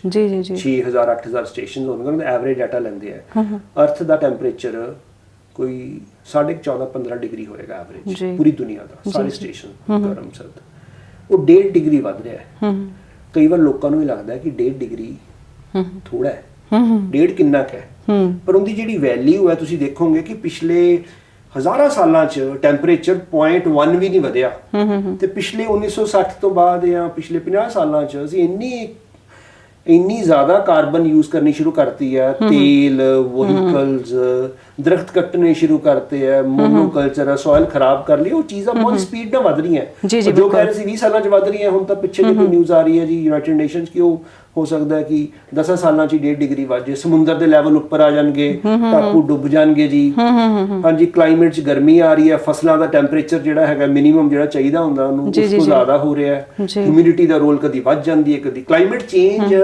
ਇਰੈਟਿਕ ਬਿਹੇਵੀਅਰ ਹੈ ਟੈਂਪਰੇਚਰ ਚਾਹੇ ਸੇਮ ਰਵੇ ਦਿਨ ਦਾ ਪਰ ਹੁੰਦਾ ਕੀ ਹੈ ਜੀ ਜਦੋਂ ਗਰਮੀ ਆਂਦੀ ਹੈ ਉਦੋਂ ਵਿੱਚ ਤੁਹਾਨੂੰ ਠੰਡ ਲੱਗਣੀ ਸ਼ੁਰੂ ਹੋਣ ਵਿੱਚ ਕਦੀ ਗੜੇ ਪੈ ਜਾਣਗੇ ਜੂਨ ਦੇ ਮਹੀਨੇ 'ਚ ਸਰਦੀ ਤੁਸੀਂ ਦੇਖੋਗੇ ਤੁਹਾਨੂੰ ਗਰਮੀ ਆ ਜਾਊਗੀ ਕਈ ਵਾਰੀ ਤਾਂ ਇਸ ਤਰ੍ਹਾਂ ਹੋਇਆ ਅਮਰੀਕਾ 'ਚ ਇੱਕ ਵਾਰੀ ਉਹ ਫੁੱਲਾਂ ਦਾ ਜਿਵੇਂ ਸੀਜ਼ਨ ਹੁੰਦਾ ਹੈ ਵਿੰਟਰ ਆ ਗਈ ਉਹਨੂੰ ਪਤਾ ਹੀ ਲੱਗਦਾ ਕਿ ਗਰਮੀ ਆਈ ਨਹੀਂ ਹੁੰਦੀ ਥੋੜੀ ਦੇਰ ਲਈ ਗਰਮੀ ਆਂਦੀ ਤਾਂ ਫੁੱਲਾਂ ਦੇ ਵਿੱਚੋਂ ਫਲਾਵਰਸ ਆ ਜਾਂਦੇ ਆ ਟੈਂਪਰੇਰੀ ਸਾਰੀ ਫਸਲਾਂ ਖਰਾਬ ਹੋ ਜਾਂਦੀਆਂ ਜੀ ਬਿਲਕੁਲ ਤੋਂ ਬੜਾ ਕਲਾਈਮੇਟ ਚੇਂਜ ਨਾ ਇੱਕ ਬੜਾ ਕੰਪਲੈਕਸ ਇਸ਼ੂ ਹੈ ਜਿੰਦੇ ਵਿੱਚ ਸਾਡੀ ਜਿਹੜੀ ਯੂਟਿਲਾਈਜੇਸ਼ਨ ਜਿਹੜੀ ਕਾਰਬਨ ਡਾਈਆਕਸਾਈਡ ਹੈ ਉਹ ਬੜੀ ਇੰਪੋਰਟੈਂਟ ਇੱਕ ਜਿਹੜੀ ਕਿ ਪਹਿਲੇ ਵੈਲਿਊ ਸ਼ਾਇਦ ਤੁਹਾਨੂੰ ਪਤਾ ਹੋਏਗਾ 340 ਪਾਰਟਸ ਪਰ ਬਿਲੀਅਨ ਸੀ ਉਹ ਫਿਰ 360 ਹੋਈ 380 ਹੋਈ ਹੁਣ 400 ਹੋ ਗਈ ਹੈ ਤੇ ਲੋਕੀ ਕਹਿੰਦੇ ਆ ਜੀ 400 PPB 400 ਪਾਰਟਸ ਪਰ ਬਿਲੀਅਨ ਪਰ ਉਹ ਜਦੋਂ ਤੁਸੀਂ ਉਹਨੂੰ ਪਰਸੈਂਟੇਜ ਕਰੋਗੇ ਤੇ ਬੜੀ ਜ਼ਿਆਦਾ ਇਨਕਰੀਜ਼ ਹੁੰਦੀ ਹੈ। ਤੇ ਦੁਨੀਆ ਇਸ ਚੀਜ਼ ਲਈ ਬਣੀ ਨਹੀਂ ਹੈ, ਹਰ ਚੀਜ਼ ਬੜੀ ਮਿਨਿਊਟ ਹੁੰਦੀ ਹੈ। ਜਾਂ ਸਾਡੇ ਬਲੱਡ ਦੇ ਵਿੱਚ ਵੀ ਕੋਈ ਚੀਜ਼ ਹੋਵੇ, ਥੋੜੀ ਬਹੁਤੀ ਬਹੁਤ ਮਾਈਨਰ ਵੇਰੀਏਸ਼ਨ ਦੇ ਨਾਲ ਹੀ ਤੁਹਾਡੀ ਬਾਡੀ ਖਰਾਬ ਹੋ ਜਾਂਦੀ ਹੈ। ਸਾਨੂੰ ਇਹ ਮੈਨੂੰ ਲੱਗਦਾ ਕਿ ਪਬਲਿਕ ਨੂੰ ਸਮਝਣਾ ਚਾਹੀਦਾ ਹੈ ਕਿ ਬਹੁਤ ਮਿਨਿਊਟ ਚੇਂਜਸ ਜਿਹੜੀਆਂ ਬਹੁਤ ਜ਼ਿਆਦਾ ਡਿਸਟਰਕਸ਼ਨ ਕ੍ਰੀਏਟ ਕਰ ਸਕਦੀਆਂ। ਜੀ ਜੀ ਜੀ ਜੀ ਪ੍ਰੋਫੈਸਰ ਸਾਹਿਬ, ਤੁਹਾਡੇ ਕਹਿਣ ਦਾ ਭਾਵ ਇਹ ਹੋਇਆ, ਜਿਹੜੀ ਤੁਸੀਂ ਹੁਣੇ ਸਾਨੂੰ ਗੱਲ ਦੱਸੀ ਡਿਟੇਲ ਵਿੱਚ, ਕਿ ਜਿਵੇਂ ਅਸੀਂ ਸਾਰੇ ਰੌਲਾ ਪਾਉਂਦੇ ਹਾਂ ਕਿ ਜੇ ਗਰਮੀਆਂ ਦਾ ਸੀਜ਼ਨ ਵੱਧ ਗਿਆ, ਸਰਦੀਆਂ ਤਾਂ ਬਹੁਤ ਥੋੜੇ ਟਾਈਮ ਦੀਆਂ ਰਹਿ ਗਈਆਂ, ਤਾਂ ਕਿਤੇ ਨਾ ਕਿਤੇ ਉਹੀ ਇਫੈਕਟ ਪੈ ਰਿਹਾ। ਮੈਡਮ, ਜਿਹੜਾ ਗਰਮੀਆਂ ਵੱਧ ਗਈਆਂ, ਐਕਚੁਅਲੀ ਥੋੜਾ ਜਿਹਾ ਜਿਹੜੀ ਸਿਟੀਜ਼ ਹੈ ਨਾ, ਉੱਥੇ ਅਰਬਨ ਹੀਟ ਆਈਲੈਂਡ ਹੁੰਦਾ, ਉਹ ਨਾ ਬੜੇ ਗਰਮ ਹੋ ਗਏ ਆ, ਦਰਖਤ ਕੱਟਦੇ ਆ, ਸਾਰਾ ਕੰਕਰੀਟ ਹੋ ਗਿਆ, ਉਹ ਧਰਤੀ 'ਚ ਨਾ ਕਿਤੇ ਘਾਹ ਹੈ, ਮਿੱਟੀ ਵੀ ਨਹੀਂ ਹੈ। ਉਹਦੇ ਨਾਲ ਉਹ ਜਿਹੜਾ ਏਸੀਜ਼ ਬਹੁਤ ਜ਼ਿਆਦਾ ਹੋ ਗਏ, ਲੋਕਾਂ ਨੇ ਜੇ ਲਾਈਟ ਚਲੀ ਜਾਂਦੀ ਤਾਂ ਉਹ ਡੀਜ਼ਲ ਜਨਰੇਟਰ ਸੈੱਟ ਲਾ ਲੈਂਦੇ ਆ, ਉਹਦੇ ਨਾਲ ਉਹ 4-5 ਡਿਗਰੀ ਤਾਂ ਸ਼ਾਇਦ ਟੈਂਪਰੇਚਰ ਵੈਸੇ ਹੀ ਗਰਮ ਹੋ ਜਾਂਦਾ ਹੈ। ਜੀ ਬਿਲਕੁਲ। ਤੁਸੀਂ ਇਹੀ ਹੋਊਗਾ, ਸ਼ਹਿਰ ਤੋਂ ਬਾਹਰ ਜਾਓਗੇ, ਲੈਟਸ ਸੇ 15-20 ਕਿਲੋਮੀਟਰ ਬਾਹਰ ਜਾਓ, ਪਿੰਡਾਂ ਦੇ ਵਿੱਚ ਕੰਪੈਰੀਟਿਵਲੀ ਤੁਹਾਨੂੰ ਠੀਕ ਲੱਗੇਗਾ এনवायरमेंट, ਤੁਸੀਂ ਦਰਖਤ ਥੱਲੇ ਬੈਠ ਕੇ ਗੱਲਬਾਤ ਕਰ ਸਕਦੇ ਹੋ। ਇਹ ਚੀਜ਼ਾਂ ਸ਼ਹਿਰਾਂ ਦੇ ਵਿੱਚ, ਵੱਡੇ ਸ਼ਹਿਰਾਂ 'ਚ ਕੋਈ ਪੋਸਿਬਿਲਿਟੀ ਨਹੀਂ। ਜਿੱਥੇ ਕਿ ਆਪਾਂ ਮਾਣ ਨਾਲ ਕਹਿੰਦੇ ਕਿ ਅਸੀਂ ਬਹੁਤ ਜ਼ਿਆਦਾ ਡਿਵੈਲਪਮੈਂਟ ਕਰ ਲਈਏ, ਤੇ ਅਰਬਨਾਈਜੇਸ਼ਨ ਹੈ ਜੀ, ਅਰਬਨ ਏਰੀਆ ਵਿੱਚ ਅਸੀਂ ਰਹਿ ਰਹੇ ਹਾਂ। ਜੀ ਜੀ। ਅੱਛਾ ਪ੍ਰੋਫੈਸਰ ਸਾਹਿਬ, ਅਗਲੀ ਗੱਲ ਜਿਹੜੀ ਹੈ ਪੋਲਿਊਸ਼ਨ ਦੀ ਆਪਾਂ ਕਰਦੇ ਹਾਂ, ਕਿਸ ਤਰ੍ਹਾਂ ਦਾ ਜਿਹੜਾ ਪੋਲਿਊਸ਼ਨ ਹੈ ਵਾਤਾਵਰਣ ਨੂੰ ਖਰਾਬ ਕਰ ਰਿਹਾ? ਮੈਮ ਦੇਖੋ, ਇਸ 'ਚ ਨਾ ਇੱਕ ਤਾਂ ਪੋਲਿਊਸ਼ਨ ਹੈ, 에ਅਰ ਪੋਲਿਊਸ਼ਨ ਹਵਾ ਦਾ, ਜੀ ਜੀ, ਫਿਰ ਪਾਣੀ ਦਾ, ਜੀ, ਫਿਰ ਸੋਇਲ ਦਾ, ਜੀ ਜੀ ਜੀ, ਠੀਕ ਹੈ ਜੀ। ਉਸ ਤੋਂ ਬਾਅਦ ਚਲੋ ਨੋਇਸ ਪੋਲਿਊਸ਼ਨ ਕਰ ਲਓ ਜਾਂ ਕੋਈ ਪੋਲਿਊਸ਼ਨ ਤੁਸੀਂ ਕਰ ਸਕਦੇ ਹੋ। ਲੈਟਸ ਸੇ ਤੁਸੀਂ ਪੁੱਛੋਗੇ ਕਿ 에ਅਰ ਦਾ ਪੋਲਿਊਸ਼ਨ ਕਿਉਂ, ਸਭ ਤੋਂ ਪਹਿਲੇ ਡਿਸਕਸ ਕਰਨਾ। ਦੇਖੋ, ਜਿਹੜੀ ਚੀਜ਼ ਸੋਇਲ ਹੈ, ਸੋਇਲ ਇੱਕ ਜਗ੍ਹਾ ਤੇ ਹੈ, ਕਿਤੇ ਦੀ ਮਿੱਟੀ ਚੰਗੀ ਹੋਏਗੀ, ਉੱਪਰਲੀ ਸੋਇਲ, ਠੀਕ ਹੈ, 20 ਸੈਂਟੀਮੀਟਰ ਜਿੱਥੇ ਆਪਾਂ ਫਸਲ ਲਗਾਉਂਦੇ ਹਾਂ, ਲੈਟਸ ਸੇ ਉਹ ਚੇਂਜ ਨਹੀਂ ਹੁੰਦੀ। ਪਾਣੀ ਹੈ, ਚਲੋ ਪਾਣੀ ਜਿਹੜਾ ਤੁਹਾਡਾ ਜੇ ਨਹਿਰ ਹੈ ਤੇ ਇੱਕ ਜਗ੍ਹਾ ਦੂਜੀ ਜਗ੍ਹਾ ਜਾਂਦੀ ਹੈ, ਜਾਂ ਜ਼ਮੀਨ ਦੇ ਥੱਲੇ ਵੀ ਪਾਣੀ ਹੁੰਦਾ ਹੈ, ਉੱਥੋਂ ਅਸੀਂ ਇੱਕ ਸਟ੍ਰੈਟਾ ਹੁੰਦਾ ਹੈ ਕਿ ਪੂਰੇ ਸ਼ਹਿਰ ਦਾ ਪਾਣੀ ਜ਼ਮੀਨ ਤੋਂ ਥੱਲੇ ਇੱਕੋ ਜਗ੍ਹਾ ਤੋਂ ਆਉਂਦਾ ਹੈ। ਪਰ ਹਵਾ ਦਾ ਤਾਂ ਕੋਈ ਬਾਉਂਡਰੀ ਨਹੀਂ ਹੈਗੀ, ਉਹ ਤਾਂ ਪਾਕਿਸਤਾਨ ਤੋਂ ਵੀ ਆ ਸਕਦੀ ਹੈ ਜੀ, ਅਫਗਾਨਿਸਤਾਨ ਤੋਂ ਵੀ ਮਿੱਟੀ ਆ ਜਾਂਦੀ ਹੈ, ਸਾਡੀ ਅਰੇਬੀਅਨ ਸੀ ਤੋਂ ਵੀ ਆ ਜਾਂਦੀ ਹੈ। ਤਾਂ ਇਹ ਮੁੱਦਾ ਸਭ ਤੋਂ ਜ਼ਿਆਦਾ, ਹੁਣ ਜੇ ਤੁਸੀਂ ਪੋਲਿਊਸ਼ਨ ਦਾ ਕਰੋ ਤੇ 에ਅਰ ਪੋਲਿਊਸ਼ਨ ਦਾ ਮੁੱਦਾ ਜਿਹੜਾ ਹੈ, ਔਰ ਜ਼ਿਆਦਾ ਤੁਸੀਂ ਸ਼ਹਿਰ ਦੇਖੋਗੇ ਜਿਹੜੇ ਪੋਲਿਊਟਡ ਹੈ, ਵਰਲਡ ਬੈਂਕ ਦੀ ਰਿਪੋਰਟਸ ਵੀ ਹੈਗੀਆਂ, ਉਹ ਇੰਡੀਆ 'ਚ ਸਭ ਤੋਂ ਜ਼ਿਆਦਾ ਸ਼ਹਿਰ ਹੈਗੇ ਜੀ। ਔਰ ਸਾਨੂੰ ਆਦਤ ਵੀ ਪੈ ਗਈ ਹੈ ਸ਼ਾਇਦ, ਉਹ ਇੱਕ ਪਾਰਟੀਕਲ PM 2.5 ਕਹਿੰਦੇ ਆ, ਪਾਰਟੀਕੂਲਰ ਮੈਟਰ 2.5 ਮਾਈਕਰੋਨ, ਉਹ ਸਾਨੂੰ ਸ਼ਾਇਦ ਸਾਡੀ ਲਾਈਫ ਉਹਨਾਂ ਘਟ ਰਹੀ ਹੈ ਜੀ। ਐਵਰੇਜ ਜਿਹੜੀ ਏਜ ਹੈਗੀ ਹੈ, ਉੱਥੇ ਡਾਟਾ ਹੈਗਾ ਕਿ ਡਿਸੇਬਿਲਿਟੀ ਕਿੰਨੇ ਸਾਲ ਤੁਸੀਂ ਘਟ ਰਹੀ ਹੈ, ਕਿਤੇ 1.5 ਸਾਲ ਹੈ, ਕਿਤੇ 2.5 ਸਾਲ ਹੈ, ਕਿਤੇ 4 ਸਾਲ ਹੈ, ਤੁਹਾਡੀ ਜਿਹੜੀ ਏਜ ਹੈਗੀ ਹੈ ਉਹਦੇ 'ਚ ਇੰਨੇ ਸਾਲ ਘਟ ਰਹੇ ਹੈ। ਔਰ ਆਈ ਥਿੰਕ 7 ਮਿਲੀਅਨ ਡੈਥਸ ਹੈਗੀਆਂ ਪਰ ਈਅਰ ਪਾਪੂਲੇਸ਼ਨ ਦੀਆਂ ਪੂਰੇ ਦੁਨੀਆ ਦੇ ਵਿੱਚ, ਪਰ ਬਹੁਤ ਹੁੰਦੀ ਹੈ ਮੈਡਮ, 7 ਮਿਲੀਅਨ 70 ਲੱਖ ਲੋਕ ਮਰਦੇ ਆ due to premature deaths due to air pollution. ਹੁੰਦਾ ਕਿਵੇਂ ਹੈ ਇਹ ਅਲੱਗ ਫਿਰ ਮੁੱਦਾ ਜੀ, ਫਿਰ ਪੂਰੀ ਦੀ ਪੂਰੀ ਇੱਕ ਚੀਜ਼ ਸ਼ੁਰੂ ਹੋ ਜਾਏਗੀ, ਉਹ ਇੰਡਸਟਰੀ ਤੋਂ ਆਉਂਦਾ ਹੈ, ਵਹੀਕਲਰ ਪੋਲਿਊਸ਼ਨ ਤੋਂ ਆਉਂਦਾ ਹੈ, ਸਟਬਲ ਬਰਨਿੰਗ ਤੋਂ, ਬੜੇ ਇਸ਼ੂਜ਼ ਹੈਗੇ ਆ ਜੀ ਜੀ। ਫਿਰ ਉਹਦੀ ਗੱਲ ਕਰਾਂਗੇ ਤੇ ਫਿਰ 에ਅਰ ਪੋਲਿਊਸ਼ਨ, ਫਿਰ ਵਾਟਰ ਪੋਲਿਊਸ਼ਨ ਤੇ ਸ਼ੁਰੂ ਹੋ ਜਾਂਦੇ। ਤੁਸੀਂ ਦੱਸੋ ਕਿ ਕਿਹੜੇ ਲੈਵਲ ਤੁਸੀਂ ਚਾਹੁੰਦੇ ਹੋ ਕਿ ਜੀ ਵਾਟਰ ਪੋਲਿਊਸ਼ਨ ਦੀ ਗੱਲ ਕਰਦੇ ਆ, ਤੇ ਤੁਹਾਨੂੰ ਕੀ ਲੱਗਦਾ ਕਿ ਇਕੱਲਾ ਜਿਹੜਾ ਇੰਡਸਟਰੀਅਲਾਈਜੇਸ਼ਨ ਹੈ ਉਹਦਾ ਹੀ ਸਿਰਫ ਰੋਲ ਹੈ? ਉਸ ਇੱਕ ਚੀਜ਼ ਮੈਂ ਕਹਿੰਦੀ, ਦੇਖੋ ਵਾਟਰ ਹੈ ਜੀ, ਪਹਿਲੇ ਹੁੰਦਾ ਵਾਟਰ ਬਜਟ ਜੀ। ਸਾਡੇ ਕੋਲ ਲੈਟਸ ਸੇ ਤੁਸੀਂ ਇਮੇਜਿਨ ਕਰੋ ਕਿ 100 ਵਾਟਰ ਹੈ ਟੋਟਲ 100। ਅਸੀਂ ਕਿਤੇ ਨਾ ਕਿਤੇ ਪੜ੍ਹਦੇ ਹਾਂ ਕਿ 90% ਜਿਹੜਾ ਪਾਣੀ ਹੈ ਨਾ ਉਹ ਐਗਰੀਕਲਚਰ 'ਚ ਯੂਜ਼ ਹੁੰਦਾ ਹੈ ਜੀ ਜੀ, ਠੀਕ ਹੈ ਜੀ। ਇੰਡਸਟਰੀਜ਼ ਯੂਜ਼ ਕਰਦੀਆਂ ਲੈਟਸ ਸੇ 8% ਪਾਣੀ, 98 ਤੇ 2% ਯੂਜ਼ ਕਰਦੇ ਆ ਪਬਲਿਕ। ਅਸੀਂ ਕਈ ਵਾਰੀ ਗੱਲਾਂ ਕਰਦੇ ਆ ਕਿ ਪਬਲਿਕ ਨੂੰ ਸੇਵ, ਨੋ ਡਾਊਟ ਪਬਲਿਕ ਨੂੰ ਪਾਣੀ ਬਚਾਉਣਾ ਚਾਹੀਦਾ ਹੈ ਜੀ ਜੀ। ਪਬਲਿਕ ਪਾਣੀ ਤਾਂ ਖਰਾਬ ਕਰਦੀ ਹੈ ਕਿਉਂਕਿ ਪਾਣੀ ਫ੍ਰੀ ਮਿਲਦਾ ਉਹਨਾਂ ਨੂੰ ਜੀ। ਪਾਣੀ ਦੇ ਵਿੱਚੋਂ ਫਿਕਸ ਰੇਟ, ਫਲੈਟ ਰੇਟ ਹੁੰਦੇ ਜੀ, ਟੂਟੀ ਦੇ ਪੈਸੇ ਹੁੰਦੇ ਆ ਜੀ। ਉਹਨੂੰ ਲੱਗਦਾ ਹੈ ਕਿ ਜਦੋਂ ਵੀ ਚੀਜ਼ ਦੁਨੀਆ 'ਚ ਕਿਤੇ ਕਿਸੇ ਨੂੰ ਫ੍ਰੀ ਮਿਲਦੀ ਹੈ ਉਹਦੀ ਕਦੀ ਵੀ ਕਦਰ ਨਹੀਂ ਕੀਤੀ ਜਾਂਦੀ ਜੀ। ਤੇ ਜਿਹੜਾ ਹੁਣ ਮੇਰਾ ਸਵਾਲ ਸੀ ਕਿ 90% ਪਾਣੀ ਐਗਰੀਕਲਚਰ ਯੂਜ਼ ਕਰਦੇ ਆ, 8% ਇੰਡਸਟਰੀ ਕਰਦੀ ਹੈ, 2% ਲੋਕ ਕਰਦੇ ਆ ਜੀ ਜੀ। ਹੁਣ ਜਿਹੜਾ ਪੈਰੇਟੋ ਪ੍ਰਿੰਸੀਪਲ ਕਹਿੰਦਾ ਹੈ ਕਿ ਜਿਹੜਾ ਜ਼ਿਆਦਾ ਪਾਣੀ ਉਧਰ ਧਿਆਨ ਦਿਓ, ਲੈਟਸ ਸੇ ਹੁਣ 90% ਦਾ ਇਸ਼ੂ ਕੀ ਹੈ ਜੀ, 90% ਪਾਣੀ ਐਗਰੀਕਲਚਰ ਯੂਜ਼ ਹੁੰਦਾ ਹੈ ਪਰ ਉਹ ਨਾਲੇ ਦੇ ਵਿੱਚ ਨਹੀਂ ਜਾਂਦਾ ਜੀ। ਉਹ ਪਾਣੀ ਉਹ ਖੇਤਾਂ ਨੂੰ ਲੱਗਦਾ ਹੈ, ਉਹ ਵੈਪੋਰੇਟ ਕਰਦਾ ਹੈ, ਫਸਲ ਹੁੰਦੀ ਹੈ, ਨੋ ਡਾਊਟ ਸ਼ੂਗਰ ਕੇਨ 'ਚ ਜ਼ਿਆਦਾ ਲੱਗਦਾ ਹੈ, ਇਸ 'ਚ ਵੀ ਜ਼ਿਆਦਾ ਲੱਗਦਾ, ਚਾਵਲ ਦੇ ਵਿੱਚ ਵੀ ਕਿਤੇ ਘੱਟ ਵੀ ਲੱਗਦਾ ਹੋਏਗਾ, ਸਬਜ਼ੀਆਂ 'ਚ। ਪਰ ਜਿਹੜਾ 8% ਪਾਣੀ ਹੈ ਇੰਡਸਟਰੀ ਵਾਲਾ, ਉਹ ਪਾਣੀ ਗੰਦਾ ਹੋ ਕੇ ਨਾਲੇ ਦੇ ਵਿੱਚ ਕਰਕੇ ਗਰਾਊਂਡ ਵਾਟਰ ਖਰਾਬ ਕਰ ਦਿੰਦਾ ਹੈ ਜੀ। ਸ਼ਹਿਰ ਦੇ ਵਿੱਚ ਬਹੁਤ ਸੀ ਚੀਜ਼ਾਂ ਇਦਾਂ ਹੁੰਦੀਆਂ ਕਿ ਇੰਡਸਟਰੀ ਤੇ ਰੈਜ਼ੀਡੈਂਸ਼ੀਅਲ ਇਕੱਠੇ ਬਣੇ ਹੁੰਦੇ ਆ, ਤੁਹਾਨੂੰ ਇਹੀ ਨਹੀਂ ਪਤਾ ਲੱਗਦਾ ਕਿ ਇਹ ਘਰ ਵਾਲੇ ਨੇ ਯੂਜ਼ ਕੀਤਾ ਕਿ ਇੰਡਸਟਰੀ ਵਾਲੇ ਨੇ ਵਿੱਚ ਪਾਇਆ ਜੀ ਜੀ ਜੀ ਜੀ। ਤਾਂ ਇਹ ਬੜਾ ਕੰਪਲੈਕਸ ਇਸ਼ੂ ਹੈ ਕਿ ਜਿਹੜਾ ਪਾਣੀ ਦਾ ਇਸ਼ੂ ਹੈ ਉਹ ਇੰਡਸਟਰੀ ਦੇ ਪਾਣੀ ਤੇ ਪੂਰਾ ਚੈੱਕ ਤਾਂ ਹੋ ਸਕਦਾ ਜੇ ਸਾਨੂੰ ਪੂਰਾ ਪਤਾ ਹੋਵੇ ਪਾਣੀ ਕਿੰਨਾ ਕੱਢਦੇ ਆ। ਜੀ ਜੀ ਜੀ। ਤੋ ਇਸ ਤਰ੍ਹਾਂ ਦਾ ਵੀ ਇੱਕ ਇਸ਼ੂ ਹੈ ਕਿ ਵਾਟਰ ਆਡਿਟ ਹੋਣਾ ਜਿਹੜਾ ਇੱਕ ਅਗਰ ਹੋਏਗਾ ਔਰ ਕਿਸੇ ਨੂੰ ਲੱਗੇਗਾ ਕਿ ਇਹਦੀ ਕੀਮਤ ਹੈ, ਜਿਵੇਂ ਤੇਲ ਹੈ, ਤੁਹਾਡੇ ਘਰ ਚੋਂ ਤੇਲ ਨਿਕਲ ਜੇ ਤਾਂ ਸਰਕਾਰ ਕਹਿੰਦੀ ਸਾਡਾ ਤੇਲ ਹੈ, ਕਿਸੇ ਨਾ ਕਿਸੇ ਟਾਈਮ ਤੇ ਦੇਖੋਗੇ ਜ਼ਮੀਨ ਦਾ ਜਿਹੜਾ ਤੇਲ ਹੈ। ਇੱਕ ਪਾਣੀ ਤੇ ਹੋਰ ਗੱਲ ਮੈਂ ਤੁਹਾਨੂੰ ਦੁਬਾਰਾ ਦੱਸਣੀ, ਹੁਣ ਤੁਸੀਂ ਦੇਖੋਗੇ ਸਾਡੇ ਪੰਜਾਬ ਦੇ ਵਿੱਚ ਬੜੀ ਧਰਤੀ ਹਰੀ ਹੈ ਔਰ ਇੰਨੇ ਦਰਿਆ ਵੀ ਹੈਗੇ ਆ। ਜਿੰਨਾ ਕੱਪੜਾ ਡਾਈ ਹੁੰਦਾ ਹੈ, ਟੈਕਸਟਾਈਲ ਜਿੰਨੀ ਇੰਡਸਟਰੀ ਹੈ, ਜਿੰਨੀਆਂ ਹੋਰ ਇੰਡਸਟਰੀ, ਚਾਵਲ ਹੈ ਜਾਂ ਜਿਹੜੀ ਵੀ ਚੀਜ਼ ਹੈ, ਇਹ ਸਾਰੀ ਵਾਟਰ ਬੇਸਡ ਕ੍ਰੌਪ ਹੈਗੀ ਹੈ, ਸਾਰੀਆਂ ਅਸੀਂ ਐਕਸਪੋਰਟ ਕਰਦੇ ਹਾਂ। ਦੁਨੀਆ ਨੂੰ ਪਤਾ ਲੱਗ ਗਿਆ ਕਿ ਇਹ ਚੀਜ਼ਾਂ ਜ਼ਿਆਦਾ ਪਾਣੀ ਲੈਂਦੀਆਂ, ਟੈਕਸਟਾਈਲ ਵਾਲੇ ਇਹ ਕਰਦੇ ਆ, ਇਹ ਇੰਡਸਟਰੀਆਂ ਡਿਸਟਿਲਰੀ 'ਚ ਇਹ ਹੁੰਦੀ ਹੈ, ਇਸ 'ਚ ਇਹ ਹੁੰਦੀ, ਜਿਹੜੀ ਵੀ ਇੰਡਸਟਰੀ ਤੁਸੀਂ ਨਾਮ ਲਓਗੇ ਜਿਹੜੀ ਵਾਟਰ ਇੰਟੈਂਸਿਵ ਹੈ, ਉਹ ਸਾਡੇ ਕੋਲੋਂ ਉਹ ਕੰਮ ਕਰਵਾਉਂਦੇ ਆ। ਕੰਪਨੀਆਂ ਚਾਹੇ ਉਹ ਐਡੀਡਾਸ ਵਾਲੇ ਹੋਣ, ਪਿਊਮਾ ਵਾਲੇ ਹੋਣ, ਕੋਈ ਵੀ ਬ੍ਰਾਂਡ ਹੋਵੇ, ਉਹ ਜਾਂਦੇ ਸਾਰੇ ਥਰੂ ਬੰਗਲਾਦੇਸ਼ ਦੇ ਥਰੂ ਜਾਂਦੇ, ਅਮਰੀਕਾ ਹੀ ਹੈਗੇ ਆ। ਸੋ ਸਾਡਾ ਜਿਹੜੀ ਸਾਰੀ ਪਾਵਰ ਹੈਗੀ ਹੈ, ਜਿਹੜਾ ਸਾਡਾ ਖਜ਼ਾਨਾ ਹੈ, ਉਹਨੂੰ ਲੁੱਟਣ ਦੇ ਲਈ ਸਾਰੀ ਦੁਨੀਆ ਜਿਹੜੀ ਹੈ ਅੱਜ ਵੀ ਉਹਨੂੰ ਪੂਰੀ ਕੋਸ਼ਿਸ਼ ਕਰਦੀ, ਕਿਉਂਕਿ ਸਾਡੇ ਕੋਲ ਰਿਸੋਰਸਸ ਅਵੇਲੇਬਲ ਹੈ। ਜੀ ਜੀ ਜੀ ਬਿਲਕੁਲ ਜੀ ਜੀ। ਤੇ ਅਸੀਂ ਆਪਣਾ ਰਿਸੋਰਸ, ਸਾਡਾ ਜਿਵੇਂ ਉਹਨਾਂ ਕੋਲ ਤੇਲ ਹੈ, ਤੁਸੀਂ ਕਹੋਗੇ ਦੁਬਈ 'ਚ ਤੇਲ ਹੈਗਾ, ਸਾਡੇ ਕੋਲ ਵੀ ਪਾਣੀ ਹੈ ਜੀ, ਉਸ ਦੀ ਵੈਲਿਊ ਜਿਹੜੀ ਹੈ ਮਤਲਬ ਤੇਲ ਤੋਂ ਘੱਟ ਨਹੀਂ ਹੈ। ਜੀ ਜੀ ਜੀ ਜੀ ਬਿਲਕੁਲ। ਅੱਛਾ ਸਰ, ਤੁਸੀਂ ਗੱਲ ਕਰਦੇ ਸੀਗੇ ਕਿ ਬਾਇਓਡਾਇਵਰਸਿਟੀ ਵੀ ਇੱਕ ਮੁੱਦਾ ਹੈਗਾ ਇਹਦੇ ਵਿੱਚ, ਉਹ ਕੀ ਚੀਜ਼ ਹੈ? ਮੈਂ ਬਾਇਓਡਾਇਵਰਸਿਟੀ ਵਿੱਚ ਸਾਰੀਆਂ ਚੀਜ਼ਾਂ ਹੀ ਆ ਜਾਂਦੀਆਂ, ਦੇਖੋ ਪਲਾਂਟਸ ਵੀ, ਐਨੀਮਲਸ ਵੀ, ਜਿਹੜੇ ਸੀ ਦੇ ਵਿੱਚ ਵੀ ਚੀਜ਼ਾਂ ਹੈ ਜੀ ਜੀ। ਇੱਕ ਉਹਦੇ ਵਿੱਚ ਬਾਇਓਡਾਇਵਰਸਿਟੀ ਜ਼ਿਆਦਾ, ਤੁਸੀਂ ਮੈਨੂੰ ਪੁੱਛੋਗੇ ਬਾਇਓਡਾਇਵਰਸਿਟੀ ਕਿੱਥੇ ਹੈ, ਹੌਟ ਸਪੌਟਸ ਹੁੰਦੇ ਜੀ ਬਾਇਓਡਾਇਵਰਸਿਟੀ ਦੁਨੀਆ ਦੇ ਵਿੱਚ। ਜੀ ਜੀ ਜੀ। ਜਿਵੇਂ ਇੱਕ ਸਾਡਾ ਸਾਊਥ ਇੰਡੀਆ 'ਚ ਹੋਏਗਾ, ਇੱਕ ਬੰਗਲਾਦੇਸ਼ ਦੇ ਨਾਲ ਜਿਹੜਾ ਕੁਝ ਸਟ੍ਰੈਚ ਹੈ, ਇਸ ਤਰ੍ਹਾਂ ਦੁਨੀਆ 'ਚ ਬਾਇਓਡਾਇਵਰਸਿਟੀ ਸਪੌਟਸ ਹੈਗੇ ਆ ਜੀ ਜੀ, 35 ਸਪੌਟਸ ਹੈਗੇ ਜੀ। ਤੇ ਉਹਦਾ ਲਾਸ ਹੋ ਰਿਹਾ ਹੈ। ਜਿਹੜੇ ਦਰਖਤ, ਜਿਵੇਂ ਤੁਸੀਂ ਦੇਖੋਗੇ ਕਿ ਰੋਜ਼ ਕਿੰਨੇ ਜੰਗਲ ਕੱਟੇ ਜਾ ਰਹੇ ਆ, ਉਸੇ ਸਪੀਡ ਨਾਲ ਜੰਗਲ ਲਗਾਏ ਨਹੀਂ ਜਾਂਦੇ। ਹੁੰਦਾ ਕੀ ਹੈ ਕਿ ਜਿਹੜੇ ਕਿਤੇ ਵੱਡੇ ਦਰਖਤ ਤੁਸੀਂ ਕੱਟਦੇ ਹੋ, ਜਿਵੇਂ ਨਾਰਮਲ ਤੁਸੀਂ ਦੇਖੋਗੇ, ਉਹ ਅਸੀਂ ਆਪਾਂ 10 ਦਰਖਤ ਕੱਟੇ ਤੋਂ ਕਹਿੰਦੇ ਤੁਸੀਂ 40 ਲਗਾ ਦਿਓ, ਇਹਨੇ ਕੋੜਾ ਉਹ ਦਰਖਤ ਅਸੀਂ ਲਗਾ ਦਿੰਦੇ, ਉਹਦੀ ਜਿਹੜੀ ਸਰਵਾਈਵਲ ਹੈਗੀ ਹੈ, ਉਹਨੂੰ ਬਾਅਦ ਚ ਪਾਣੀ ਦੇਣਾ ਹੈ ਜੀ ਜੀ, ਉਹਨੂੰ ਲੁੱਕ ਆਫਟਰ ਕੋਈ ਨਹੀਂ ਕਰਦਾ, ਆਫਟਰ ਕਰਨਾ ਹੈ। ਤੇ ਉਹ ਬੜੀ ਇੱਕ ਚੀਜ਼ ਹੋਰ ਵੀ ਦੇਖੀ ਬਾਇਓਡਾਇਵਰਸਿਟੀ 'ਚ, ਅਸੀਂ ਸ਼ਹਿਰਾਂ ਦੇ ਵਿੱਚੋਂ, ਜਿਵੇਂ ਅੰਮ੍ਰਿਤਸਰ ਸ਼ਹਿਰ ਹੈ ਜੀ, ਅਸੀਂ ਦਰਖਤ ਲਾਉਂਦੇ ਆ, ਜੇ ਅਸੀਂ ਕੋਈ ਐਗਜ਼ੋਟਿਕ ਵੈਰਾਈਟੀਜ਼ ਹੈ ਜਿਹੜੀਆਂ ਸਾਡੇ ਲਈ ਬਣੀਆਂ ਹੀ ਨਹੀਂ ਹੈ, ਤੁਸੀਂ ਦੇਖੋ ਕਈ ਵਾਰੀ ਨਾ ਮੈਂ ਦੇਖ ਰਿਹਾ ਹੁੰਦਾ ਕਿ ਜਿਵੇਂ ਤੁਸੀਂ ਕੈਲਕਟਾ ਜਾਓ, ਤੁਸੀਂ ਬੰਗਲੌਰ ਜਾਓ, ਤੁਸੀਂ ਲੰਡਨ 'ਚ ਜਾਂਦੇ ਹੋ, ਉੱਥੇ ਜਿਹੜੀ ਬਾਰਿਸ਼ ਹੈ ਉਹ ਬੜੀ ਰੈਗੂਲਰ ਫ੍ਰੀਕੁਐਂਟ ਹੁੰਦੀ ਹੈ, ਉੱਥੇ ਦੀ ਜਿਹੜੀ ਸੋਇਲ ਹੈ ਉਹ ਬੜੀ ਮੋਇਸਟ ਹੈ, ਔਰ ਕੋਈ ਵੀ ਦਰਖਤ ਲਾਉਂਦੇ ਹੋ ਉਹ ਬੜਾ ਫੁੱਲਦਾ ਹੈ। ਸਾਡੇ ਤੁਸੀਂ ਜੂਨ ਮਹੀਨੇ ਦੇ ਵਿੱਚ, ਮਈ ਦੇ ਵਿੱਚ ਜਿੰਨੀ ਗਰਮੀ ਹੁੰਦੀ ਹੈ, ਨਾਰਮਲ ਵੈਰਾਈਟੀਜ਼ ਸਰਵਾਈਵ ਹੀ ਨਹੀਂ। ਸੋ ਤੁਹਾਨੂੰ ਇੱਕ ਐਕਸਪਰਟਸ ਚਾਹੀਦੇ, ਐਗਰੀਕਲਚਰ ਐਕਸਪਰਟਸ ਚਾਹੀਦੇ ਆ, ਜਿਹੜੇ ਕਿ ਉਹੀ ਟਰੀਜ਼ ਲਗਾਉਣ। ਲੋਕੀ ਕਈ ਵਾਰੀ ਨਾ ਪਲਾਂਟੇਸ਼ਨ ਦਾ ਮਤਲਬ ਸ਼ਰਬਸ ਲਗਾਉਂਦੇ, ਛੋਟੇ ਛੋਟੇ ਬੂਟੇ ਲਗਾਉਂਦੇ ਆ ਜੀ ਜੀ, ਝਾੜੀਆਂ ਜਾਂ ਕੋਈ ਛੋਟੇ, ਉਹਦੇ ਨਾਲੋਂ ਵੀ ਬੈਟਰ ਹੈ ਕਿ ਤੁਸੀਂ ਦਰਖਤ ਲਗਾਓ। ਉਹਨਾਂ ਦੀ ਜਿਹੜੀ ਐਕਚੁਅਲ ਵੈਲਿਊ ਹੋਏਗੀ, ਕਾਰਬਨ ਡਾਈਆਕਸਾਈਡ ਨੂੰ ਕਿੰਨਾ ਲੈਂਦੇ ਆ ਜਾਂ ਹਵਾ ਸਾਫ਼ ਕਿੰਨੀ ਕਰਦੇ ਆ ਬਾਇਓਡਾਇਵਰਸਿਟੀ ਨੂੰ, ਉਹ ਫਿਰ ਇਹ ਨਹੀਂ ਕਿ ਦਰਖਤ ਲੱਗੇਗਾ, ਉਹ ਇੱਕ ਆਪਣਾ ਹੈਬਿਟੈਟ ਬਣਾਉਂਦਾ, ਉਹਦੇ ਚਿੜੀਆਂ ਵੀ ਆਉਣਗੀਆਂ, ਮਾਈਕਰੋਆਰਗਨਿਜ਼ਮ ਹੋਣਗੇ, ਉਹ ਪੂਰਾ ਸਿਸਟਮ ਇੱਕ ਪੂਰੀ ਫੈਮਿਲੀ ਵਾਂਗੂ ਬਣ ਜਾਂਦਾ ਹੈ।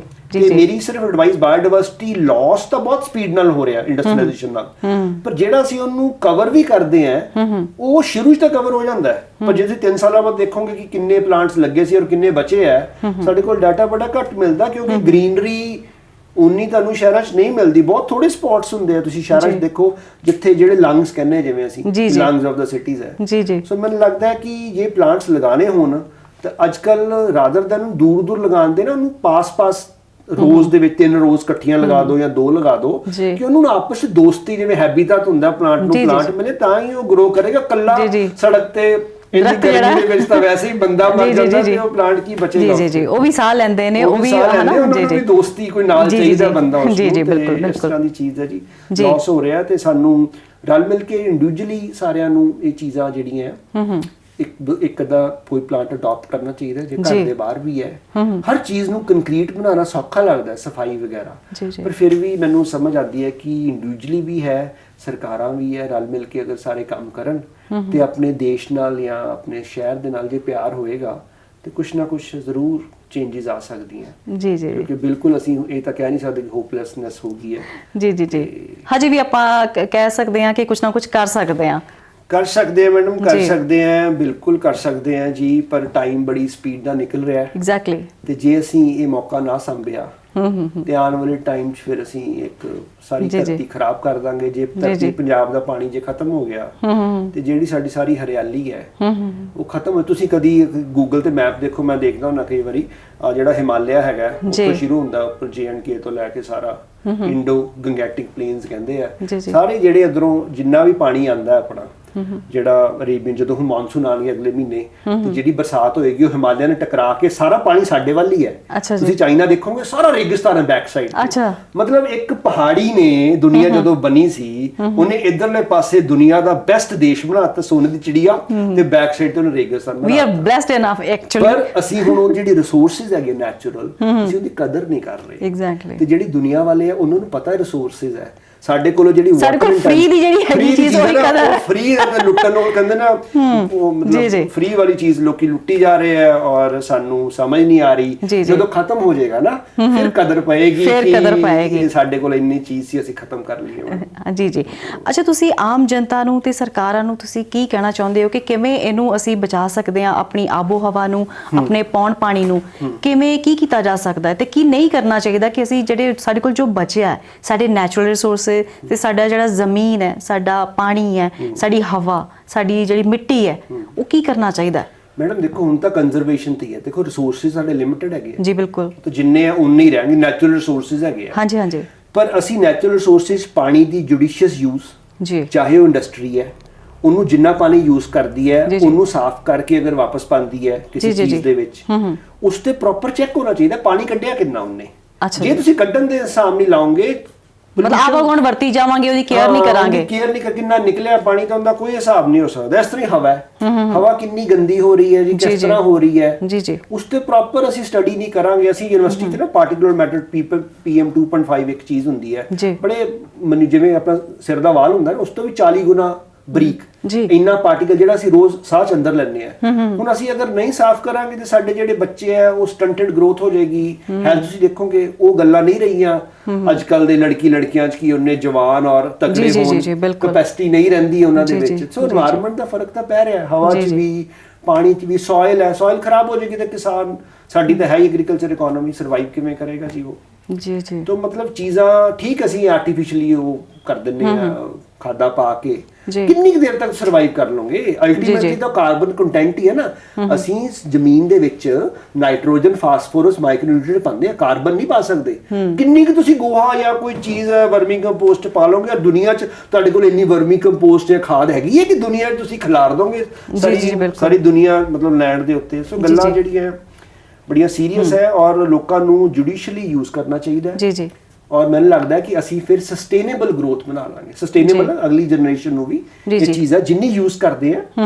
ਤੇ ਲਾਸਟ ਦੇ ਵਿੱਚ ਮੈਂ ਇੱਥੇ ਆਪਾਂ ਖਤਮ ਕਰਦੇ ਆ ਕਿ ਜਿੰਨੀ ਹੁਣ ਸਾਡੀ ਦੁਨੀਆ ਹੈ ਨਾ ਔਰ ਜਿੰਨੀ ਸਾਡੀ ਯੂਟਿਲਾਈਜੇਸ਼ਨ ਹੈ, ਕੰਜ਼ੰਪਸ਼ਨ ਹੈ, ਉਹ 1.7 ਟਾਈਮ ਅਰਥ ਹੈ। ਮਤਲਬ ਅਸੀਂ ਅਰਥ ਜਿੰਨੀ ਲੋਕਾਂ ਨੂੰ ਲੈ ਸਕਦੀ ਹੈ ਉਸ ਤੋਂ ਡਬਲ ਕੰਜ਼ੰਪਸ਼ਨ ਕਰ ਰਹੇ ਅਪਰੋਕਸੀਮੇਟਲੀ 1.7 ਤੋਂ।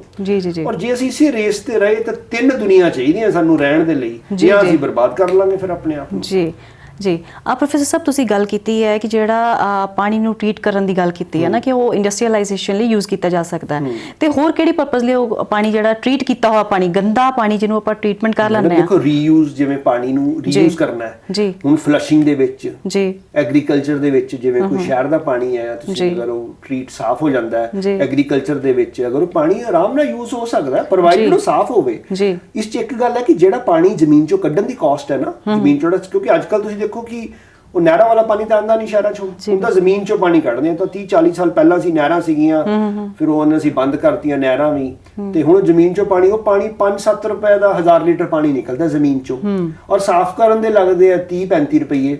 ਹੁਣ ਇੰਡਸਟਰੀਲਿਸਟ ਹੈ ਜਾਂ ਕੋਈ ਇਕਨੋਮਿਸਟ ਹੈ ਉਹ ਕਹੂਗਾ ਯਾਰ ਕਿ ਮੈਂ 7 ਰੁਪਏ ਦਾ ਪਾਣੀ ਜ਼ਮੀਨ 'ਚੋਂ ਕੱਢਣਾ ਉਹ ਵੀ ਫ੍ਰੀ, ਤੇ ਮੈਂ ਕਿਉਂ 35 ਰੁਪਏ ਲਗਾ ਕੇ, ਤੇ ਉਹਦੇ ਨਾਲ ਸਾਡੀ ਬਰਬਾਦੀ ਹੋਈ ਜਾ ਰਹੀ ਹੈ। ਇੱਕ ਚੀਜ਼ ਹੋਰ ਵੀ ਹੈ, ਤੁਸੀਂ ਦੇਖੋਗੇ ਪਾਣੀ ਦਾ ਲੈਵਲ ਬੜਾ ਥੱਲੇ ਜਾ ਰਿਹਾ ਹੈ এনवायरमेंट। ਸਾਡੇ ਜਿੰਨੇ ਦਰਿਆ ਸੀ, ਤੁਸੀਂ ਸਤਲੁਜ ਦੇਖ ਲਓ ਲੁਧਿਆਣੇ ਜਾ ਕੇ, ਤੁਸੀਂ ਬਿਆਸ ਦੇਖ ਲਓ, ਰਾਵੀ ਛੱਡ ਦੋ ਚਲੋ ਬਾਰਡਰ ਦੇ ਨਾਲ, ਇਹਨਾਂ 'ਚ ਜਿਹੜਾ ਪਾਣੀ ਸੀ ਉਹ ਪਾਣੀ ਤਾਂ ਹੈ ਹੀ ਨਹੀਂ ਜੀ। ਸਾਰੇ ਤਾਂ ਅਸੀਂ ਬੰਨ ਲਾ ਕੇ ਉਹ ਪਿੱਛੇ ਪਾਣੀ ਡਿਵਰਟ ਕਰ ਦਿੰਦੇ ਆ, ਕਦੀ ਰਾਜਸਥਾਨ ਨੂੰ ਤੋਰ ਦਿੰਦੇ ਆ, ਕਦੀ ਉਹ ਹਰਿਆਣੇ ਨੂੰ ਤੋਰ ਦਿੰਦੇ ਆ, ਕਦੀ ਕਿਤੇ ਰੋਕ ਕੇ ਉਹਨੂੰ ਇੱਧਰ ਲੈ ਜਾਂਦੇ ਆ। ਉਹ ਜਿਹੜਾ ਨਹਿਰਾਂ 'ਚ ਰੀਚਾਰਜ ਹੋ ਰਿਹਾ ਸੀ ਜਿਹੜਾ ਪਾਣੀ, ਲੁਧਿਆਣੇ, ਜਲੰਧਰ, ਅੰਮ੍ਰਿਤਸਰ, ਉਧਰੋਂ ਬਿਆਸ ਆ ਰਹੀ ਸੀ ਗੁਰਦਾਸਪੁਰ ਸਾਈਡ ਤੋਂ, ਕੁਝ ਵੀ ਪਾਣੀ ਉਹ ਰੀਚਾਰਜ ਹੀ ਨਹੀਂ ਹੋ ਰਿਹਾ। ਜੀ ਜੀ ਕੱਢੀ ਜਾ ਰਹੇ ਅਸੀਂ ਉਸ ਤੋਂ ਇੱਥੋਂ ਤੱਕ ਕਿ ਮਤਲਬ ਉਹ ਸਾਨੂੰ ਲੱਗ ਰਿਹਾ ਕਿ ਜਿੰਨੀ ਸਪੀਡ ਨਾਲ ਕਰਾਂਗੇ ਪਤਾ ਨਹੀਂ 15-20 ਸਾਲ 25 ਸਾਲ ਜੇ ਜ਼ਿੰਦਗੀ ਰਹੀ ਤਾਂ ਅਸੀਂ ਦੇਖਾਂਗੇ ਕਿ ਜੀ ਇਹ ਚੀਜ਼ ਮਿਲਣੀ ਨਹੀਂ ਕਿਸੇ ਨੂੰ। ਜੀ ਪ੍ਰੋਫੈਸਰ ਸਾਹਿਬ, ਤੁਹਾਡੇ ਨਾਲ ਗੱਲਬਾਤ ਕਰਕੇ ਬਹੁਤ ਚੰਗਾ ਲੱਗਾ। ਤੁਸੀਂ ਆਪਣੇ ਕੀਮਤੀ ਵਕਤ ਵਿੱਚੋਂ ਸਾਨੂੰ ਜਿਹੜਾ ਵਕਤ ਦਿੱਤਾ ਹੈ ਬਹੁਤ ਹੀ ਵਡਮੁੱਲਾ ਸੀਗਾ, ਤੇ ਉਮੀਦ ਕਰਦੇ ਹਾਂ ਕਿ ਸਾਡੇ ਦਰਸ਼ਕ ਕੁਝ ਨਾ ਕੁਝ ਤਾਂ ਸਿੱਖਿਆ ਤਾਂ ਜ਼ਰੂਰ ਲੈਣਗੇ। ਚਾਹੇ ਆਪਣਾ 1% ਵੀ ਅਸਰ ਹੋ ਜਾਏ, ਥੋੜੀ ਜਾਗਰੂਕ ਹੋ ਜਾਣ ਸਾਰੀ ਜਨਤਾ, ਤਾਂ ਮੈਨੂੰ ਲੱਗਦਾ ਕਿਤੇ ਨਾ ਕਿਤੇ ਕੋਈ ਰੋਲ ਪਲੇ ਕਰੇਗਾ এনवायरमेंट ਨੂੰ ਸੰਭਾਲਣ ਲਈ। ਤੁਹਾਡਾ ਬਹੁਤ ਬਹੁਤ ਧੰਨਵਾਦ ਜੀ। Thank you ma'am, thank you ਜੀ, ਥੈਂਕ ਯੂ। ਪ੍ਰੋਫੈਸਰ ਸਾਹਿਬ ਨਾਲ ਇਹਨਾਂ ਦੇ PhD ਸਟੂਡੈਂਟਸ ਵੀ ਆਏ ਹੋਏ ਨੇ। ਆਓ ਆਪਾਂ ਉਹਨਾਂ ਨਾਲ ਗੱਲ ਕਰਦੇ ਹਾਂ, ਕਿਉਂਕਿ ਉਹ ਯੰਗਸਟਰਸ ਨੇ। ਆਪਾਂ ਉਹਨਾਂ ਤੋਂ ਜਾਣਦੇ ਹਾਂ ਕਿ ਕਿਵੇਂ ਵਾਤਾਵਰਣ ਦੀ ਸੰਭਾਲ ਕਰਨੀ ਚਾਹੀਦੀ ਹੈ, ਕਿਵੇਂ ਆਪਾਂ ਆਪਣੀ ਆਬੋ ਹਵਾ ਨੂੰ, ਪੌਣ ਪਾਣੀ ਨੂੰ ਬਚਾ ਸਕਦੇ ਹਾਂ, ਕਿਉਂਕਿ ਉਹ ਆਮ ਜਨਤਾ ਨਾਲੋਂ ਵਧੇਰੇ ਜਾਗਰੂਕ ਨੇ, ਕਿਉਂਕਿ ਉਹ ਇਹ ਸਟੱਡੀ ਕਰਦੇ ਨੇ। ਆਓ ਗੱਲਬਾਤ ਕਰਦੇ ਹਾਂ। ਤੁਹਾਡਾ ਨਾਮ ਕੀ ਹੈ ਤੇ ਤੁਸੀਂ ਕਿਹੜੇ ਸ਼ਹਿਰ ਤੋਂ ਹੋ? नमस्कार, मेरा नाम अदिति है। मैं पालमपुर हिमाचल प्रदेश से बिलोंग करती हूँ और मैं यहाँ पे गुरु नानक देव यूनिवर्सिटी अमृतसर में PhD कर रही हूँ एनवायरमेंटल साइंसेज में। ਜੀ ਦੈਟਸ ਗ੍ਰੇਟ। ਅੱਛਾ ਅਦਿਤੀ, ਮੈਨੂੰ ਇਹ ਦੱਸੋ ਕਿ ਤੁਸੀਂ ਬੀਇੰਗ ਯੰਗਸਟਰਸ, ਤੁਸੀਂ ਕੀ ਸੋਚਦੇ ਹੋ ਕਿ ਅੱਜ ਦੀ ਡੇਟ 'ਚ ਸਭ ਤੋਂ ਜ਼ਿਆਦਾ ਜਿਹੜੀ ਆਪਾਂ ਤਬਾਹੀ ਕਰ ਰਹੇ ਹਾਂ এনवायरमेंट ਦੀ, ਹੈ ਨਾ, ਉਹ ਕਿਸ ਤਰ੍ਹਾਂ ਕਰ ਰਹੇ ਹਾਂ, ਤੇ ਯੰਗਸਟਰਸ ਨੂੰ ਕਿਸ ਤਰ੍ਹਾਂ ਰੋਲ ਪਲੇ ਕਰਨਾ ਚਾਹੀਦਾ ਕਿ ਆਪਾਂ ਆਪਣੇ ਨੈਚੁਰਲ ਰਿਸੋਰਸਿਸ ਨੂੰ ਬਚਾ ਸਕੀਏ, ਆਪਣੀ ਆਬੋ ਹਵਾ ਨੂੰ, ਪੌਣ ਪਾਣੀ ਨੂੰ ਬਚਾ ਸਕੀਏ?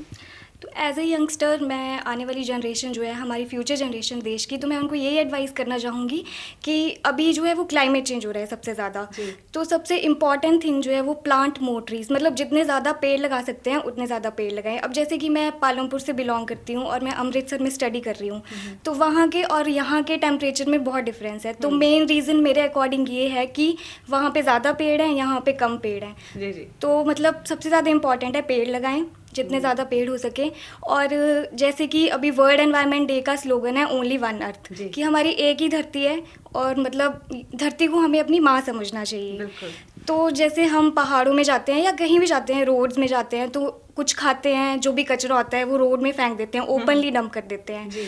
तो इम्पॉर्टेंट थिंग है कि हमें डस्टबिन यूज़ करने चाहिए, ताकि जो भी है डस्टबिन में हम कचरा डालें और ओपनली उसको बाहर ना फेंकें। जी। तो यही मेरी मेन एडवाइस है। ਜੀ ਜੀ ਅਦਿਤੀ, ਬਹੁਤ ਹੀ ਅੱਛਾ ਮੈਸੇਜ ਦਿੱਤਾ ਤੁਸੀਂ ਆਮ ਜਨਤਾ ਨੂੰ। ਮੈਂ ਉਮੀਦ ਕਰਦੀ ਹਾਂ ਕਿ ਕੁਝ ਲੋਕ ਤਾਂ ਘੱਟੋ ਘੱਟ ਤੁਹਾਡੀ ਗੱਲ ਨੂੰ ਸੁਣਨਗੇ ਤੇ ਸਮਝਣਗੇ। ਤੁਹਾਡਾ ਕੀ ਨਾਮ ਹੈ ਤੇ ਤੁਸੀਂ ਕਿਹੜੇ ਸ਼ਹਿਰ ਤੋਂ ਹੋ? नमस्ते, मेरा नाम साक्षी शर्मा है और मैं जम्मू से बिलोंग करती हूँ और मैं यहाँ पे GNDU में PhD कर रही हूँ एनवायरमेंटल साइंस। ਜੀ ਗੁੱਡ। ਅੱਛਾ, ਤੁਸੀਂ ਕੀ ਸੋਚਦੇ ਹੋ ਕਿ ਵਾਤਾਵਰਣ ਨੂੰ ਸੰਭਾਲਣ ਲਈ, ਸਾਰੇ ਨੈਚੁਰਲ ਰਿਸੋਰਸਿਸ ਨੂੰ ਸੰਭਾਲਣ ਲਈ, ਸਾਡੀ ਆਬੋ ਹਵਾ ਨੂੰ ਸੰਭਾਲਣ ਲਈ ਕੀ ਕੁਝ ਕਰ ਦੇਣਾ ਚਾਹੀਦਾ? ਕਿਉਂਕਿ ਤੁਸੀਂ ਯੰਗਸਟਰ ਹੋ, ਤੁਸੀਂ ਜਾਣਦੇ ਹੋ, ਤੁਸੀਂ ਸਟੱਡੀ ਕਰਦੇ ਹੋ ਕਿ ਕਿੱਥੇ ਕਿੱਥੇ ਕਮੀ ਪੇਸ਼ੀ ਆ ਰਹੀ ਹੈ ਨਾ, ਕਿੱਥੇ ਕਿੱਥੇ ਆਪਾਂ ਸਾਰੇ ਲੋਕ ਮਿਲ ਕੇ ਗਲਤੀ ਕਰ ਰਹੇ ਹਾਂ। I think as a youngster अभी इट्स हाई टाइम कि हम दूसरों को ब्लेम करने से अच्छा है कि गवर्नमेंट कुछ नहीं करती, हम इंडिविजुअल लेवल पे देखें कि हम क्या कर सकते हैं। जैसे कि हम अपने घर पे सब्जियां धो रहे हैं, वो पानी जो है साफ़ ही होता है, तो उसको हम आगे प्लांट्स लगाने के लिए यूज़ कर सकते हैं। और हम पब्लिक ट्रांसपोर्ट यूज़ करें, प्लस हम जितना मर्जी हार्ड वर्क करें। आई थिंक 12 आवर्स से ज़्यादा हम घर पे ही स्पेंड करते हैं, तो हम इंडोर प्लांट्स लगाएं, क्योंकि मैक्सिमम टाइम तो हम इंडोर एयर लेते हैं ना, तो हम इंडोर प्लांट्स लगाएं, जैसे कि जीजी हो गया, स्नेक प्लांट हो गया। तो हम इस तरह से। ਅੱਛਾ ਸਾਕਸ਼ੀ, ਹੋਰ ਤੁਸੀਂ ਕਿਸ ਤਰ੍ਹਾਂ ਸੋਚਦੇ ਹੋ ਕਿ ਵੇਸਟ ਜਿਹੜੀ ਹੈਗੀ ਆ ਉਹਨੂੰ ਮੈਨੇਜ ਕਿੱਦਾਂ ਕੀਤਾ ਜਾ ਸਕਦਾ?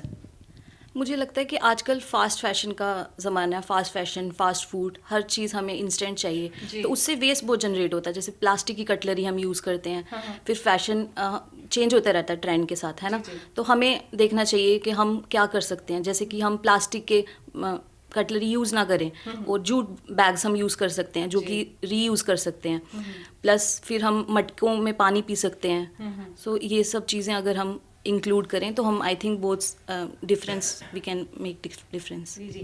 ਅੱਛਾ ਸਾਕਸ਼ੀ, ਤੁਹਾਨੂੰ ਨਹੀਂ ਲੱਗਦਾ ਕਿ ਜਿਹੜਾ ਆਪਾਂ ਅੱਜ ਕੱਲ ਹੋਮ ਡਿਲੀਵਰੀ ਜਿਹੜਾ ਹੈ ਨਾ ਫੂਡ ਮੰਗਵਾਉਂਦੇ ਆ, ਘਰ ਬੈਠੇ ਕਹਿੰਦੇ ਆ ਕਿ ਇਨਸਟੈਂਟ ਫੂਡ ਜਿਹੜੀ ਤੁਸੀਂ ਗੱਲ ਕੀਤੀ ਆ, ਹੈ ਨਾ, ਤੇ ਉਹਦੀ ਪੈਕਿੰਗ ਜਿਹੜੀ ਆ ਉਹ ਵੀ ਕੁਝ ਇੱਦਾਂ ਦੀਆਂ ਹੀ ਜਿਹੜੇ ਹੈ ਨਾ ਪਦਾਰਥ ਹੁੰਦੇ ਉਹਨਾਂ ਵਿੱਚ ਆਉਂਦੀ ਹੈ। ਤੁਹਾਨੂੰ ਲੱਗਦਾ ਕਿ ਉਹ ਵੀ ਕਿਤੇ ਨਾ ਕਿਤੇ ਜਿਹੜੀ ਵੇਸਟ ਮੈਨੇਜਮੈਂਟ ਵਿੱਚ ਹੈਗਾ ਰੋਲ ਪਲੇ ਕਰ ਸਕਦੇ ਆ ਕਿ ਉਹਨੂੰ ਆਪਾਂ ਜਿਹੜੀ ਉਹਨੂੰ ਮੈਨੇਜ ਕਰ ਲਿਓ, ਉਹ ਵਾਲੀ ਵੇਸਟ ਨੂੰ? हाँ, हमें लगता है कि हमें इस चीज़ को कम करना चाहिए, क्योंकि वो भी प्लास्टिक में होता है, वो खाने के लिए भी ख़राब है और ऐसे भी हम उसमें ज़्यादा वेस्ट में कंट्रीब्यूशन करते हैं। तो इससे अच्छा अगर हम होम कुक फूड खाएं तो that would be healthy too. Thanks Sakshi. ਆਓ ਜੀ ਇੱਕ ਹੋਰ ਸਟੂਡੈਂਟ ਨਾਲ ਗੱਲ ਕਰਦੇ ਹਾਂ। ਜੀ ਤੁਹਾਡਾ ਨਾਮ ਕੀ ਤੇ ਤੁਸੀਂ ਕਿਹੜੇ ਸ਼ਹਿਰ ਤੋਂ?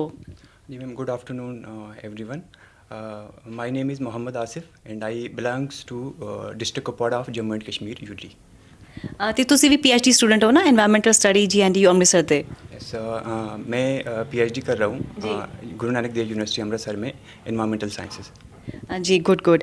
ਅੱਛਾ ਆਸਿਫ, ਤੁਸੀਂ ਕਿਸ ਤਰ੍ਹਾਂ ਸੋਚਦੇ ਹੋ ਕਿ এনवायरमेंट ਨੂੰ ਆਪਾਂ ਕਿਵੇਂ ਸੇਵ ਕਰ ਸਕਦੇ ਹਾਂ? ਜੋ ਨੈਚੁਰਲ ਰਿਸੋਰਸਿਸ ਸਾਡੇ ਕੋਲ ਬਚੇ ਨੇ ਉਹਨਾਂ ਨੂੰ ਆਪਾਂ ਕਿੱਦਾਂ ਬਚਾ ਕੇ ਰੱਖ ਸਕਦੇ ਹਾਂ?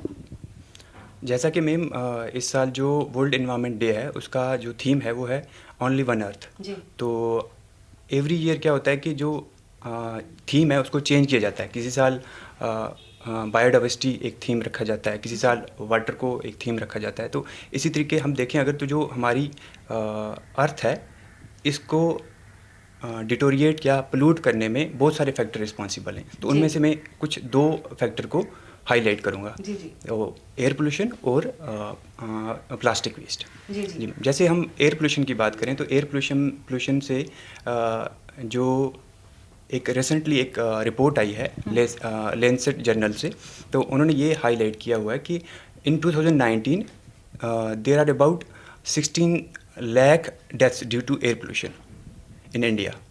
और ये रिपोर्ट हाईलाइट ये भी करती है कि in every 6 person there is 1 death due to air pollution.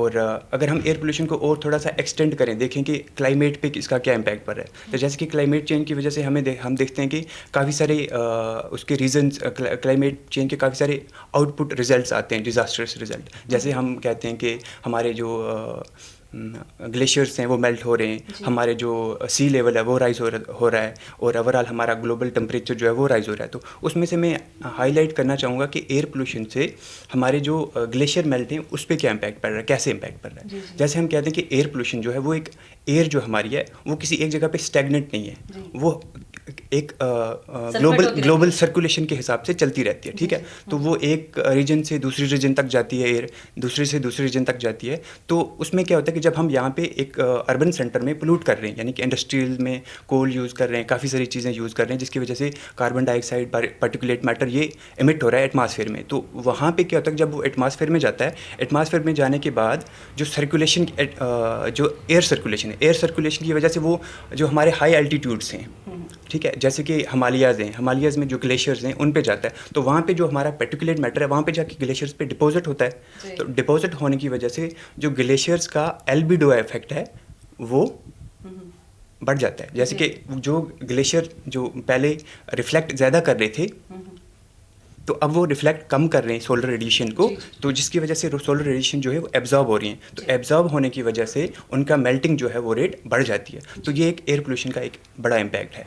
Ji ma'am, दूसरी चीज़ अगर मैं हाईलाइट करूँ तो वो है सिंगल यूज़ प्लास्टिक, जो यानी कि वो प्लास्टिक जो हम एक बार यूज़ करते हैं और उसको हम फेंक देते हैं. उसमें काफ़ी सारी चीज़ आती हैं, जैसे हम अब जो हमारे ग्लास हैं वो भी प्लास्टिक के भी बन रहे हैं. ठीक है, और हमारे जो डेली कटलरीज़ वगैरह, जैसे हम फॉक्स वगैरह हैं, हमारे स्पून्स वगैरह हैं, वो भी प्लास्टिक के बन के आ रहे हैं. ठीक है, तो उसकी वजह से भी हमारी जो इन्वायरमेंट है उसमें काफ़ी सारा पोल्यूशन हो रहा है. ठीक है, तो एक रिसेंट रिपोर्ट आई है जर्नल ऑफ इन्वायरमेंटल इंटरनेशनल्स में, जिसमें हमने उस स्टडी में ये बताया गया है कि ह्यूमन ब्लड्स में भी माइक्रो प्लास्टिक के कुछ पाए गए हैं. हाँ जी, पाए गए हैं. तो उससे हमें ये लग रहा है कि जो हमारी प्लास्टिक बहुत ज़्यादा हम यूज़ कर रहे हैं, इसकी वजह से ह्यूमन हेल्थ पे भी काफ़ी ज़्यादा इम्पैक्ट पड़ सकता है. जी शुक्रिया, आपने इतनी ज़्यादा जानकारी दी है. मुझे लगता है कि हमारी जो सुनने वाले हैं, हमारी पब्लिक है, जो आवाम है, सुन के काफ़ी अवेयर हो जाएगी और आने वाले टाइम में कुछ ना कुछ तो वातावरण को संभालने में हमारी सबकी मदद करेगी. शुक्रिया जी. जी ਤੁਹਾਡਾ ਕੀ नाम है? जी, first of all good afternoon. मेरा नाम रेखा है, मैं पानीपत से हूँ, हरियाणा स्टेट से, और गुरु नानक देव यूनिवर्सिटी से मैं एनवायरमेंटल साइंसेज से PhD कर रही हूँ.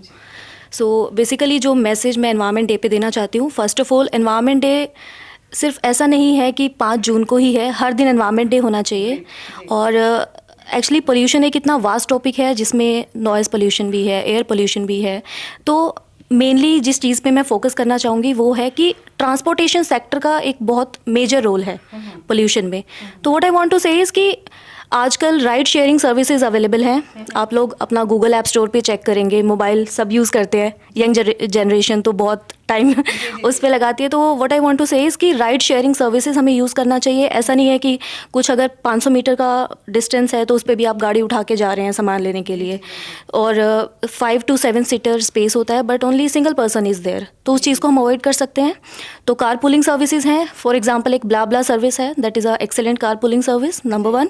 और दूसरा है कि अभी जून का महीना है, गर्मियों की बच्चों की छुट्टियां हो गई हैं, तो everybody will be like hill stations पे जाएंगे। तो उस केस में ये है कि हमें मतलब अगर डस्टबिन्स अवेलेबल हैं तो वेल एंड गुड, अगर डस्टबिन नहीं है तो जो आप वेस्ट वहाँ पे जनरेट करें अपना, उसमें लाइक जो भी आपका डिस्पोजेबल है उसको एक उसमें इकट्ठा करें ताकि उसको साफ़ रहने दें। और एनवायरनमेंट सिर्फ सबकी रिस्पॉन्सिबिलिटी है, बट एज अ इंडिविजुअल हमें समझना चाहिए कि ये हमारी अर्थ है, सिंगल प्लैनेट है, सो हमें उसका ध्यान रखना चाहिए। और एक इंडिविजुअल लेवल पे हमारा जो है कंट्रीब्यूशन हमें देखना चाहिए, इंस्टेड की लाइक वो करेगा सामने वाला करेगा। तो सेल्फ अवेयरनेस और self concern. Thank you so much. तो आपको ये लगता है कि मतलब सेल्फ अवेयरनेस होनी ज़रूरी है, उसके साथ साथ हमें खुद को इनिशिएटिव भी लेना चाहिए, है ना? ये नहीं देखना चाहिए कि वो करेगा पहले, वो स्टार्टिंग करे, है ना? आप क्या कर सकते हैं, हम क्या कर सकते हैं, इंडिविजुअल लेवल पे मुझे लगता है ज़्यादा मैटर करता है। और होना भी चाहिए कि मैंने सपोज़ अगर कुछ डिस्पोजेबल आइटम है और वहाँ पे अगर 2 चीज़ें होती हैं, डस्टबिन्स में भी सेग्रीगेशन होता है, एक ग्रीन डस्टबिन्स होते हैं, रेड होते हैं, जैसे यूनिवर्सिटी में अवेलेबल है। तो बेसिकली क्या होता है, जो ग्रीन है उसमें डीकम्पोजेबल वेस्ट होता है ना, ऑर्गेनिक वेस्ट होता है, उसमें डंप कर सकते हैं। और रेड में क्या होता है कि जो हमारे चिप्स के पैकेट हैं, जो नॉन बायोडिग्रेडेबल वेस्ट है, प्लास्टिक वेस्ट है, तो अपने लेवल पे वो अगर हम करेंगे तो we can make a like great contribution, because कोई भी इंप्रूवमेंट है वो खुद से स्टार्ट होती है। जी, good, thank you very much.